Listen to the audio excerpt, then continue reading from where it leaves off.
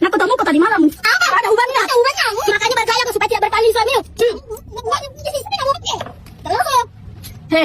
Masih mau kau?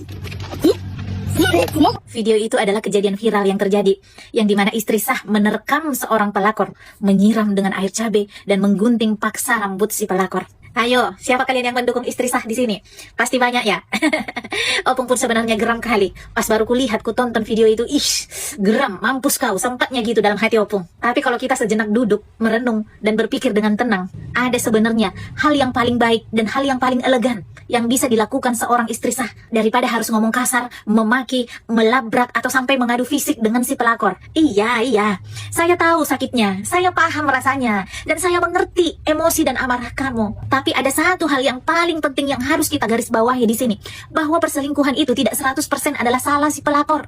Semanis apapun rayuannya merayu suami kita, segatal apapun dia mencoba menggoda suami kita, tapi jika suami kita adalah laki-laki yang punya nilai, dia sadar bahwa dia sudah punya istri, punya anak, dan dia menyayangi istri dan anaknya, dan dia tahu batasannya, maka dia tidak akan pernah melakukannya. Jadi intinya siapa yang paling bersalah di sini? Sama. 50-50%. Si perempuan pelakor dan si laki-laki peselingkuh ini sama-sama tidak punya harga diri, sama-sama tidak punya nilai, sama-sama tidak sadar diri. Jika kamu kecewa sakit hati karena perselingkuhan mereka, daripada kamu hancurkan fisiknya, lebih baik kamu hancurkan mentalnya. Kamu bisa menjadi seorang istri yang tetap elegan, punya nilai, punya harga diri saat menghadapi perselingkuhan suamimu.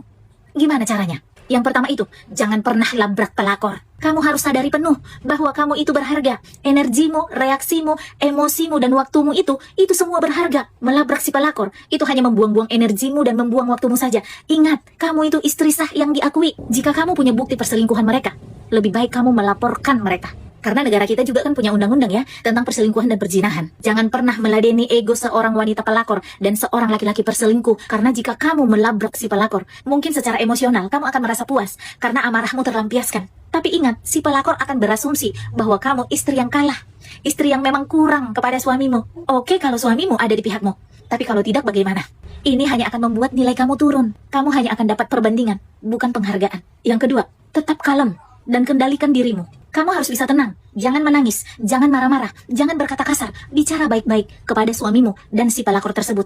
Kamu tidak perlu mengungkit segala kebaikanmu. Aku sudah begini, aku mengorbankan semuanya tapi kamu begini, tidak perlu. Dan kamu tidak perlu menghakimi suamimu. Langsung tunjukkan bukti, tanyakan pada suamimu. Sudah berapa lama kamu sama dia? Dan kalau pasanganmu berkelit, dia tidak mengakui, kamu gak perlu emosi dan marah-marah. Cukup tenangkan dirimu, kendalikan dirimu, diam sejenak, tarik nafasmu, tatap matanya. Kamu akan melihat reaksi ketakutan di sana. Dan pelan-pelan katakan pada suamimu, aku sudah melakukan yang terbaik selama ini yang aku bisa.